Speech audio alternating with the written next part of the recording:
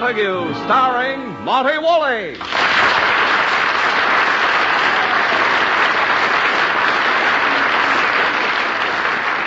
Yes, it's the Magnificent Montague, the Saturday night transcribed feature on NBC's All-Star Festival of Comedy, Music, Mystery, and Drama. Brought to you by RCA Victor, world leader in radio, first in recorded music, first in television. And by the makers of Allicin for fast relief from the pain of headache, neuritis, or neuralgia.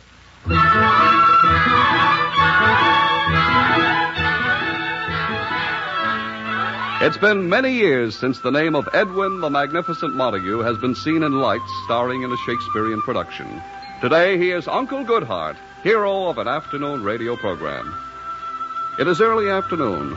Montague, having finished his program, is expected home momentarily.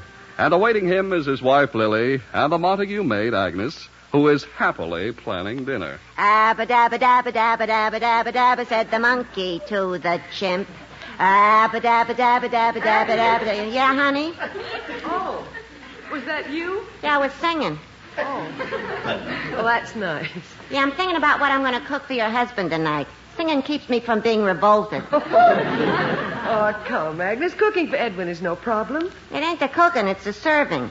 I got to get my hands off the plate or they'll get bitten off. Oh, come, Agnes. He's not that big an eater. He ain't, huh? Honey, when he says a horse, my kingdom for a horse, he ain't reciting Shakespeare. He's ordering lunch. Well, have you decided what to make for dinner? Let me see now. Maybe a nice thick sirloin steak. Oh, good. Edwin loves steak. He does, huh? Well, then that's out. Oh, now, really, Agnes. Don't you think it's time you and Edwin called a stop to this bickering and shook hands? Honey, the day I came to work here... It's so senseless. This has been going on for 25 years. Why? Why? Because for 25 years I've been asking him to do me one little favor, and he always refuses. Well, what do you want him to do? Just did. Oh, stop. I know the two of you just live to argue with each other. Now, why don't you run down and get 3 nice steaks for dinner? 3 steaks? Okay, I'll go buy them. Give me your jewels to hock. Oh, is meat still so expensive? Expensive? It's cheaper to eat a mixed green salad made of $50 bills. Really? Oh, that butcher of ours, is he riding high? He don't even cut the meat himself anymore. He's got a surgeon from Johns Hopkins working at the meat shop. Oh, that's silly. All the butcher does is weigh the meat. His thumb is insured for $400,000. Oh, now, stop being ridiculous. You've always gotten along with the butcher. Oh, someone's at the door. I'll get it. Well, hello, Mr. Zinser. Oh, hello, Agnes. It's Mr. Zinser, the director of Montague's radio program. Well, come in, Mr. Zinser. Hello, Mrs. Montague. I came to see Mr. Montague. He isn't here yet. He went to his proscenium club right after the broadcast. Oh, fiddle-faddle. Well, what is it? Can I help? Oh, no, it's very personal. Mr. Zinser, you can tell me. Well, it's not the kind of thing I like to discuss. Mr. Zinser, we're old friends. You can tell me. Go ahead. Well, my wife... Oh, I shouldn't be saying this. Mr. Zinser, out with it. What is it? Well... My wife is expecting. Mr. Zinser, a baby? What'd you think, a Maytag automatic washing machine? Oh, that's wonderful. But tell me, Mr. Zinser, what has this got to do with Edwin? The suspense is killing me. Agnes. Well, you see, my wife, Mrs. Z, is a great admirer of your husband. She listens to him as Uncle Goodheart on the radio, and she thinks he must be just as sweet and kind in real life as he is on the radio. Stupid, isn't she? Mr. Zinser, where does Edwin come in? Well, I'm coming to that. You see, my wife's in the hospital right now. You mean... Any minute. Well, shouldn't you be at her side? Well, I guess so, but she made me come over here to ask Mr. Montague to be... Oh, the whole thing is mad. She wants Edwin to be what? The baby's godfather. Edwin Montague, the godfather of a baby? Fat chance of that happening. I know. I tried to explain to my wife, Mrs. Z, that Mr. Montague is, not the sentimental type. He's more like, Say it, a monster. I told her not to bother him, but you know how women are in her condition. They want the craziest things. Sour pickles, ice cream, salami. I know. And she wants Montague. How about that? I'm terribly sorry, Mr. Zinser, but knowing the way he feels about Oh, it... I understand. Well, some men love children, like yourself. Yeah, I should. This'll make 10. 10 kids. Stranger than fiction. I love kids. I hang their baby shoes on the windshield of my car. Really? I got to drive with my head out the window. Mr. Zinser, you'd better get back to your wife in the hospital. I can't. I've got to go home and take care of the kids.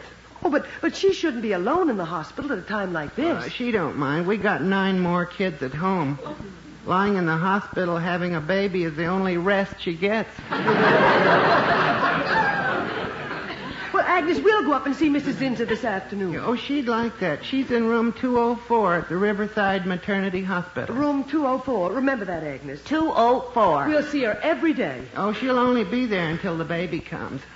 But, Mr. Zinser, she can't bring a new baby right into a house that already has 9 children. I know, but she hates hospitals. What can I do? Well, she and the baby ought to be in a quiet place for a week or so. Someplace where people can wait on her. Mr. Zinser, I have it. You have? She can stay here. Honey, are you nuts? No. Mrs. Zinser could have the guest room, and we can use Edwin's den as a nursery for the baby. Honey, you can't have a baby spend the first week of its life in the same house with Montague. It'll warp its mind. Thanks, Mrs. Montague, but it'd be too much trouble. Trouble? A baby in the house. Oh, it would be wonderful. I'm so excited. Agnes, let's start making arrangements. A bassinet, diaper service, bottle warmers. And a straitjacket. Straitjacket? For Montague when he hears about it. Oh, that's right, Edwin. He'll flip his lid. Forget about it, honey. No, I will not.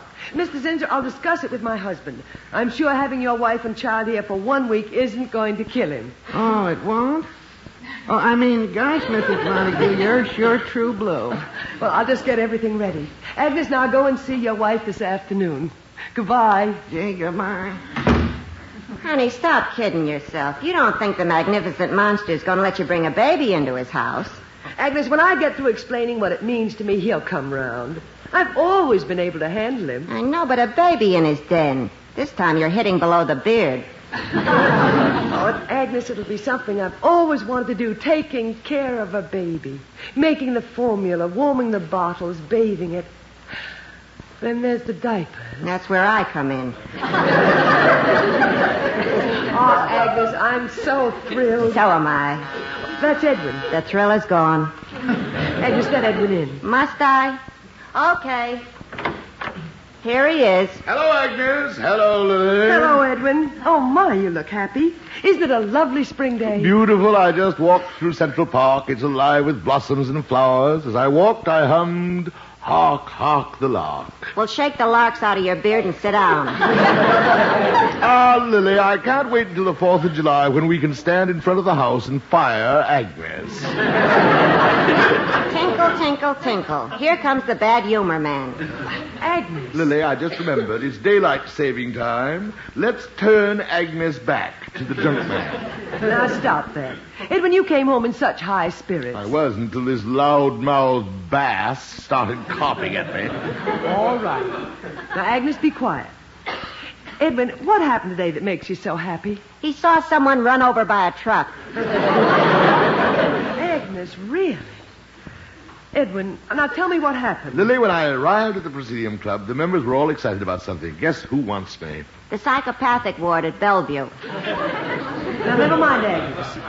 Who wants you? The drama department at Columbia University. They want me to give a talk tonight on the Shakespearean theater. Edwin, a lecture at Columbia. It's a good thing Eisenhower isn't still president. Now, Agnes, please. If he ever saw Montague with that big mouth of his open, he'd think it was a camouflaged howitzer. Really, Lily, we must get some new furniture for Agnes's room. I've got my eye on the cutest little electric chair. Speaking of furniture, you're in for a surprise. There's going to be a lot of new furniture around here. Oh, Agnes, never mind. I'll tell him myself. Tell me what? It's, nothing much, Edwin. You see... Lily, if it isn't important, can't it wait? I have to go to the library and get some facts on Shakespeare for my lecture tonight. Well, this will only take a minute, Edwin. Sit down. Before you fall down. Agnes, quiet. Hurry up, Lily. What's on your mind? Well, it's so hard to begin. Edwin, we've never had any children. I know, Lily. It's the one thing that's kept us together. He's so charming. Lily, I'm in a hurry. Well, Edwin, haven't you noticed that all the families around us have children? Why, even the Harrisons across the hall have a little girl. Oh, is that what it is? Edwin. Look, Lily, if you're hitting about a donation for some summer camp to make children healthy, give whatever you want to. Just keep my name out of it. I don't like to encourage that sort of thing. Oh, Edwin, shame on you. Well, children are the... Lily, don't mention children to me. I don't trust them. But the only children you've ever come in contact with were child actors who were in plays with you. The dirty little scene stealers. You can't turn your back on them. Edwin. The magnificent scenes I've played on the stage, I'll have the audience eating out of my hand, and then on would come some miserable curly-haired brat. Lisp out 2 words, the audience would ooh and ah, and I'd be left standing there with my face hanging out.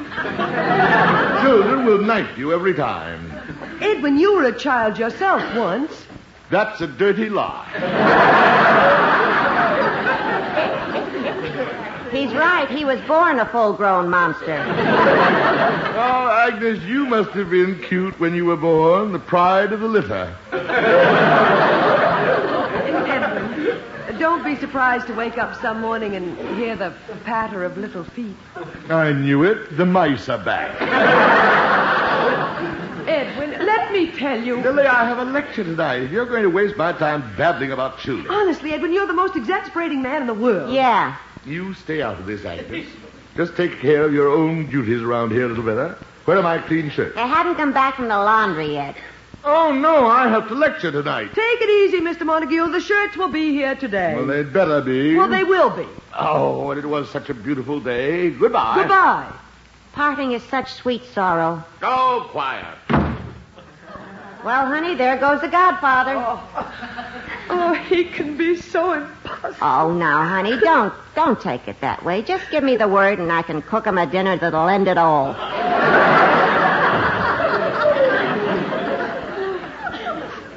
When I think of Mrs. Zinzer having to go back to a noisy house and we have all this room.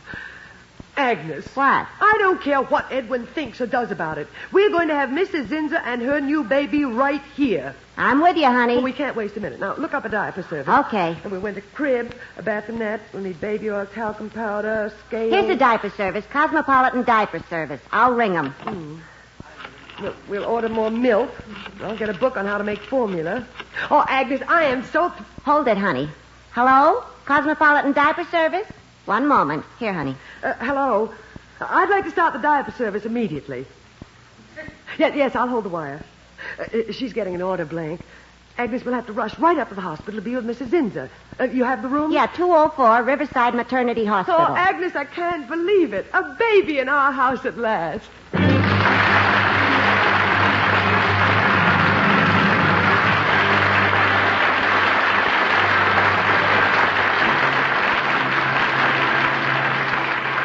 We'll be back with the magnificent Montague in just a moment. Here's a word from RCA Victor.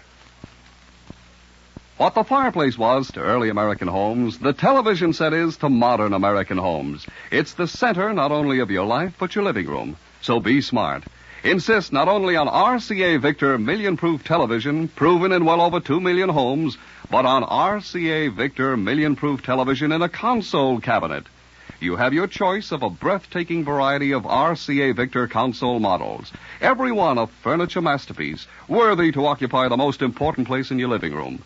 Period models like the Regency and the Rutland and the Hillsdale, which look like treasures straight out of an 18th century palace. Classic models like the Provincial, whose simple dignity makes it equally fitting for cottage or castle.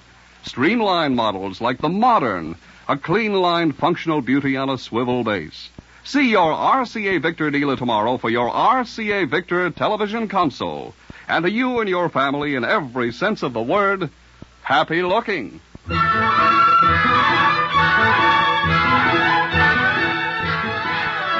And now back to the magnificent Montague. He is returning from the library full of facts for his lecture. But he returns to an empty house.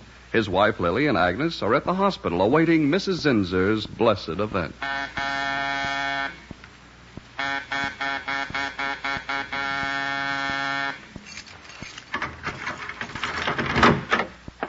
Well, won't you even open the door for me anymore?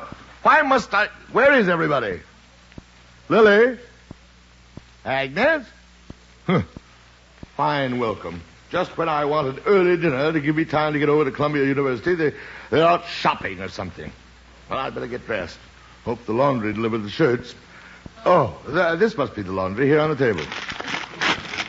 What's this? Talcum powder. Oil. Ha. What junk women have to use. Maybe they put the shirts in my bedroom. If they didn't come...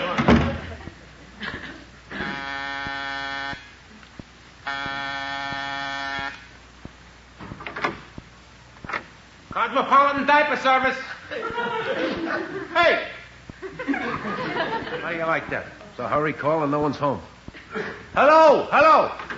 Got a shirt of the... Oh, there you are. Cosmopolitan. Well, it's about time. I got here as soon as I could. Your wife phoned. Good. Where are they? I got them in the truck. In the truck? I gotta put one on right away. You? Who do you think they were for? Well, live and learn. If you still wear them, you still wear them. Will you hurry up? I'm lecturing at Columbia tonight. Do you want me to stand in front of the entire drama department without one on? No. Don't just stand there with your mouth open. Get them. This is a formal affair. I hope they've been starched. Starched? This is a new complaint. It's always they ain't soft enough. Do you mind if I like them stiff so they don't wrinkle and fit nice and snug? They'll fit you nice and snug. Good. Then please bring them on. Okay, first I better bring in the can. Can? What can? No charge for the can. It's part of our service. A can? Yeah, well, you can throw the used ones. Oh, never mind. I just throw the old ones in the closet. In the closet? Yes. Well, anything wrong with that? No, it's your closet. Thank you. Now get them. I hope the buttons are still on. Buttons? Look, with our kind, you just need safety pins. Safety pins on a shirt. Shirt? Hey, what are you talking about? My shirts. Aren't you delivering the laundry? Look, mister, I'm from the Cosmopolitan Diaper Service. Diaper service? You've got the wrong apartment. No, I ain't. Ain't this the apartment of Mr. and Mrs. Edwin Montague? Here, look at the order. Lily Montague. Lily Montague. Well, she probably had it delivered here because someone in the building wasn't home. She probably left a note about it. Oh, yeah, here's her note. On the telephone stand, it says, Dear Edwin, you could reach me in room 204, Riverside Maternity Hospital. What's the matter with Lily lately? Kept bending my ear about children. I find baby powder and oil all over the house, the diaper service. Now she's in room 204 at the Riverside Maternity...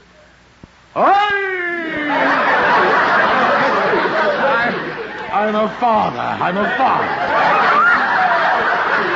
Take it easy, mister. I'm a father. Here, come here. You better lie down. Oh, thank you. Congratulations. Me, father. I can't believe it. Lily, I must call. Lily, where's the phone? Oh, here. What's the matter with this telephone? Mister, you're dialing a bridge lamp. I'll make the call for you. What's the number? Here, the note. Room Riverside at the 204 Maternity Hospital. Here's the note. Yeah, all right, I got it. Oh, poor Lily. All afternoon she tried to tell me. I just insulted her. Oh, did there ever live such a miserable dog as I am? I'm a cad.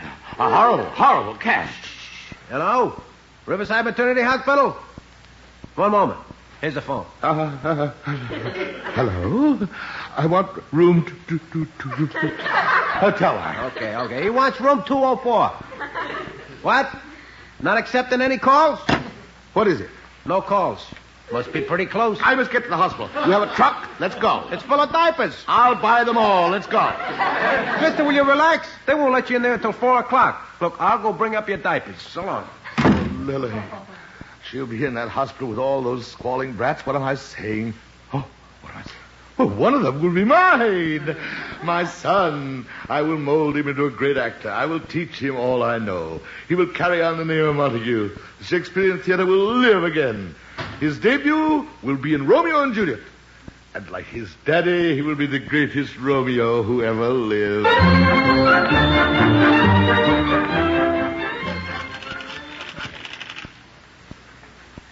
Hello? Harvard University? Well, take this down. I wish to register Master Edwin Montague, Jr. in the class of 1970. Thank you.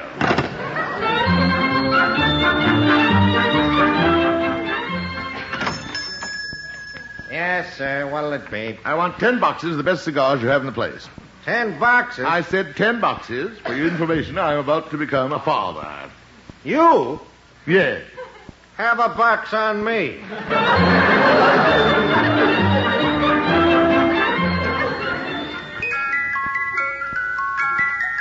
That's a nice toy. I'll take 2 of them, clerk. Now, what have I got? The catcher's glove, the football, the Hopalong Cassidy cowboy outfit. I'll pick up the rest later. Gad, I hope they deliver the pony to the apartment on time.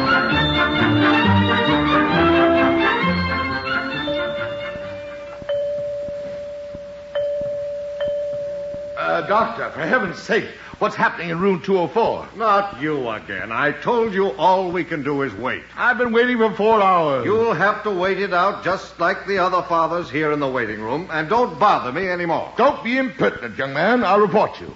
I'm in radio. I'm a very close friend of young Dr. Malone. Please, look at my hands. They're shaking. Have another sedative. Hurry, Doc. Room 204. Something's cooking. Coming. Agnes. Oh, so you decided to show up after all. Show up? Where should I be at a time like this? Agnes, wait. What's happening? They just pushed the bed into the delivery room. Delivery room? Quick. How is Lily? Lily's fine. She helped him push the bed in. What kind of a hospital is this? Agnes, when you see Lily, tell her I'm sorry for the way I spoke about children this afternoon. It's time you were sorry, you beast. Agnes, wait! Oh, this waiting. This eternal waiting. Excuse me, mister. You got a match? Here, keep the box. Thanks. You nervous? What do you think? I shake like this all the time? This your first? My what? Your first kid. Oh, yes. My name's Simon. Rudolph Simon. The name mean anything to you? Simon? Rudolph Simon. No, I can't say it does. What's the matter, Whiskers? Don't you read the newspapers, don't you? The newspapers? You're in the newspaper? Every year like a clock. Rudy Simon does it again. Triplets, twins, quadruplets. I'm high score for this hospital. Oh, you're that Rudy Simon.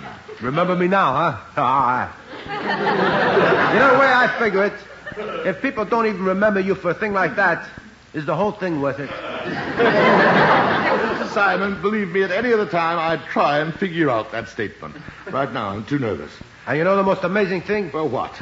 Me with twins, triplets, quadruplets, schmadruplets. Would you believe it? When I play a slot machine, nothing happens.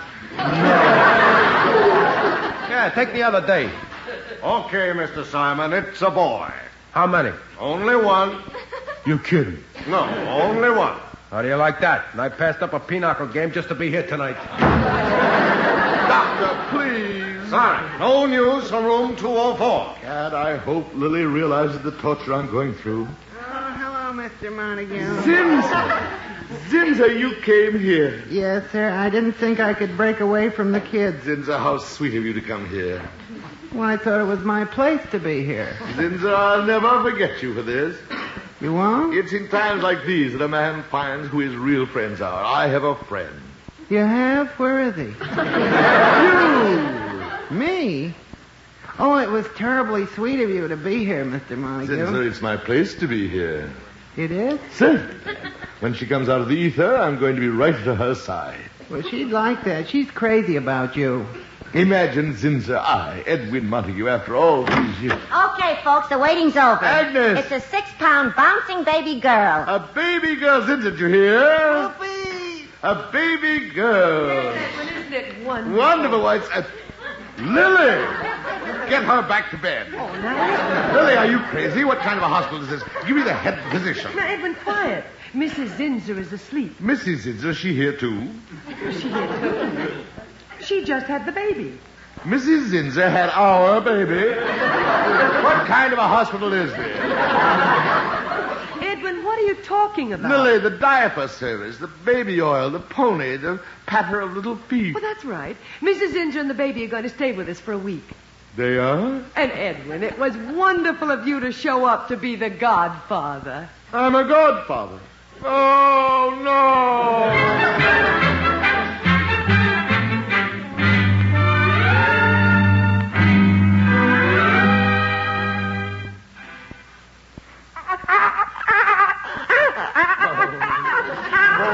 In the morning, Lily, what did you do asking them here? Edwin, go back to sleep. Oh, who can sleep? Mrs. Zinzer in the guest room, the baby in my den. Now, Edwin, stop crabbing.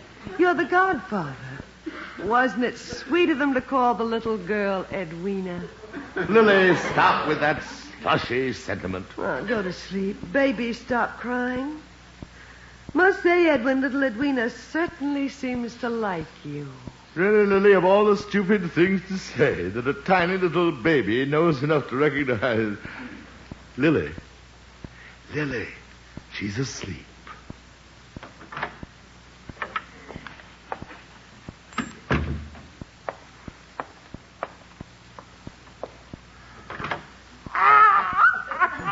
Look at her.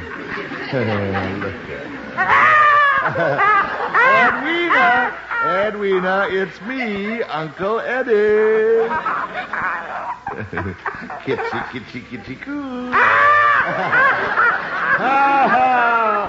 Listen to that voice. Gad, she will be the greatest Juliet of all time.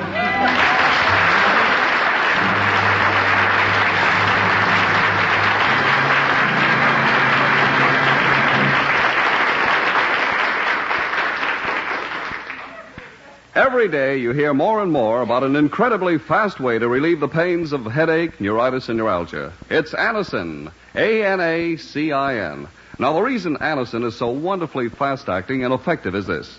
Anacin is like a doctor's prescription. That is, Anacin contains not just one, but a combination of medically proven active ingredients in easy-to-take tablet form. Thousands of people have received envelopes containing Anacin tablets from their own dentist or physician, and in this way discover the incredibly fast relief Anacin brings from pains of headache, neuritis, and neuralgia. So the next time a headache strikes, take Anacin. A-N-A-C-I-N. Anacin in handy boxes of 12 and 30, economical family-size bottles of 50 and 100. Ask for Anacin at any drug counter.